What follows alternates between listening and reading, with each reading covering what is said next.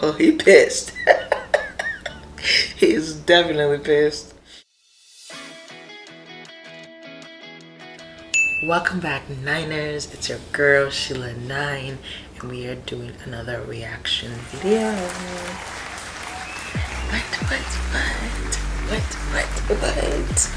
Okay, let's get into the video. Like always, I'm gonna be reading from my phone.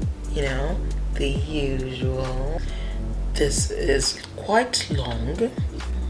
AITA for not defending my friend when his expensive new clothes got ruined. I, 23, female, live in India, and I have a friend, 24 male, let's call him Joe, visiting from New York this week. Today was Holi, which is a massive festival in India where people douse each other in color and water to celebrate. Yeah, no, you're not. I'm calling it, you're not. It's also fairly accepted that anyone is fair game on Holi. Whether you are throwing water balloons from your balcony or chucking color from the street, people douse random strangers and everyone enjoys it. Joe had another friend living in my city who invited him and me on Holi to show Joe a proper Holi celebration. We both got ready in the morning. I was wearing an old night suit and Joe had dressed up in a newly bought, very expensive looking kutar. He gave me a very judgmental look and asked whether it was appropriate for me to go to his friend's party dressed in an old ragged clothes, especially when my friend had said it would be a proper party. Yeah, you're not. I laughed and explained that not only were we going for a Holi party, but we would also have to walk on foot to reach the friend's house, and whatever clothes we were wearing were bound to get ruined. Joe still looked a bit annoyed but didn't say anything further. Cut to 20 minutes later and we got out of the car and began the short 5-minute walk to Joe's friend's house. A bunch of teenagers ambushed us out of nowhere, and within seconds we looked like walking rainbows and were utterly drenched. Oh, he pissed. He is definitely pissed. I laughed, picked up some of the kids' water balloon and chucked them at them, but Joe got incredibly mad. Guessed it! And started screaming at the kids about how expensive his clothes were, how they ruined it, and how they had to reimburse him. I think that's what he meant. The kids could see he was angry, but said to me in Hindi they couldn't understand what he was saying. I told Joe that, and I also told him that I had forewarned him about this, and it is a very, very accepted part of the culture here. Something people do not get upset about. Wink, wink. Joe got mad at me and told me to explain to the kids that they had to apologize and cover up the money for his clothes. I refused, and Joe walked off in a huff. He pissed. He can drink. I'm just kidding. No. The party went great. It was a typical Holi bash, and Joe and I immediately fit in, being already covered in water and color. And I thought all was fine now. However, when we got back to my house, Joe got really mad at me about refusing to defend him, making him feel isolated and alone in a foreign country, and imposing my culture in an uncomfortable manner without respecting the fact that he is a tourist. She told you, she specifically said, that not only were y'all going to a Holi party, but will have to walk on foot to reach there, and whatever clothes were bound to get ruined. So how do you feel entitled to blame her for imposing your culture on a tourist like yourself? Maybe you should have listened. Yeah, maybe you should have very quite literally listened and we won't be in this situation. But let's keep going. I told him he was being unreasonable. Yes, you better tell him. He was very unreasonable. I went to bed. However, later, a few of our mutual, also American friends texted me that I was being a AH about the situation. This is your culture. We warned him. Were they actually in India? Did they look up the celebration? So they cannot make an uninformed decision or conclusion about the situation when they didn't experience it or know what Holi is about. I would love to participate in Holi because it's fun. Get my hair all wet, get my hair all colored, my clothes. I think I would choose a white outfit so by the end of the day it would be so colorful and like I dry it up and it's like memorabilia for Holi. Yeah. She warned you, Joe. I did not think I had done anything wrong, but now I'm starting to suspect that I was an AH for not understanding and respecting that my friend might not be comfortable with such traditions and that he had spent a lot on these new Indian clothes. But she warned you. She really did. I don't think, to answer your question, you're not for not defending your friend when his expensive new clothes got ruined. We got an edit. Update. So it turns out there was a lot more to the story. Quite a lot more. I kicked a Joe out of my house today.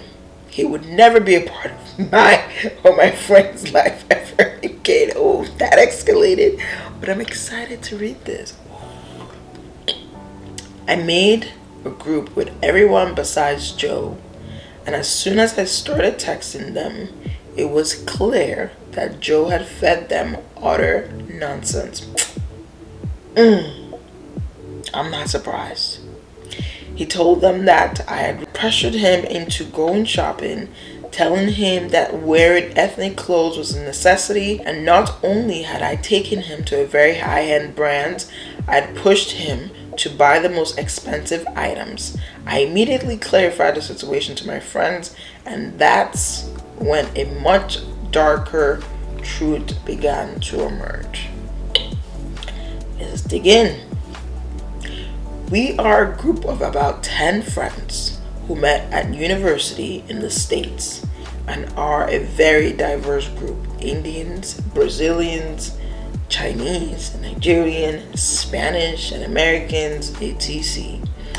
We also became friends over a shared love of traveling and committed to visiting each other's home countries after graduation. Post-graduation, we were fortunate enough to all land really high-paying jobs, and travel was the hobby we chose to use our surplus income on. The difference was Joe and Cameron, who had, let's just say, very extensive trust funds waiting on them. So while we all traveled quite a bit, it was Joe in particular who traveled the most. In fact, he has already visited most of our friends. I was the second last left. Turns out his actions were a pattern. He takes some aspect of a culture, acts on them, and then throws a sin about other aspects he doesn't like. Gets red envelope for Chinese New Year, has a fit about a fire phobia while lighting lanterns, goes to Brazil for carnival, throws a fit about being asked to dress accordingly, etc. None of us had mentioned this before to each other because the general perception had been that Joe was a good guy. Sure. Well, good guy, well traveled, etc. And that it was just a one-off incident. The worst part though, this only happened with friends of color. No issue when he went to Matia or Oktoberfest. Okay. I decided to confront Joe today morning, and at first he denied, but I showed up the group messages.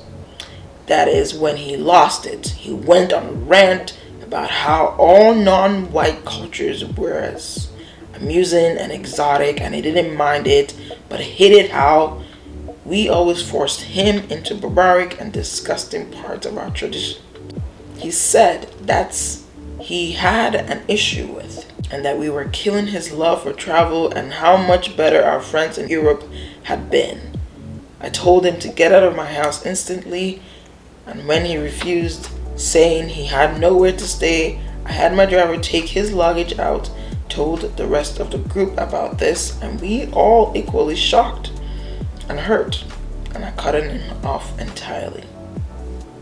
To all the lovely people who commented how fun Holi sounds, please come to India in March. People would love to celebrate with you. So, the month of March, and we are in the month of March. So, definitely, I do love traveling. Holi does sound like fun, and I'm so glad that this Joe of an individual was exposed as the racist he was. He was and still is, actually. Yeah. I'm so sorry to you. I'm so sorry to your friends. And I read in there, you had Nigerians in your group. I'm Nigerian. But Joe ruined.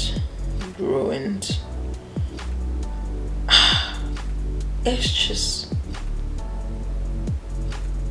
like, I don't even know how to digest this or like break it down. Like, all non-white culture was amusing and exotic. Are you mad?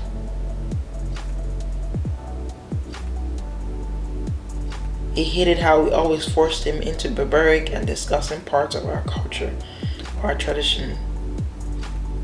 You know you can say no, right?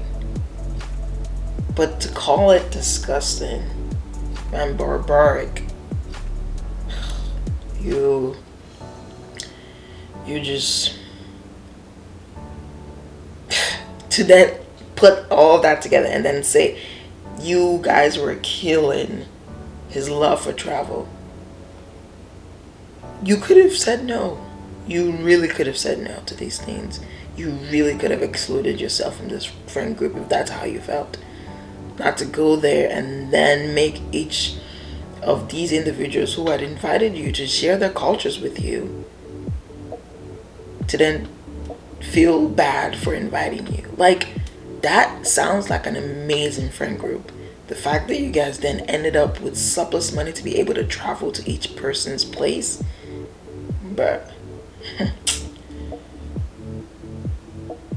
like, when I travel, I just feel like I want to experience the life of non-tourists, like having a person that's already living there to show me around. And this is your friend group, and you decide to take a mug at it. Wow. It's unbelievable. I don't have any other thing to say.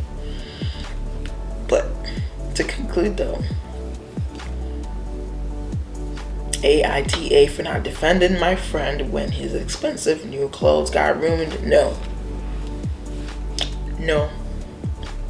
I stand 10 toes deep, 10 figures deep. No. Joe had to go.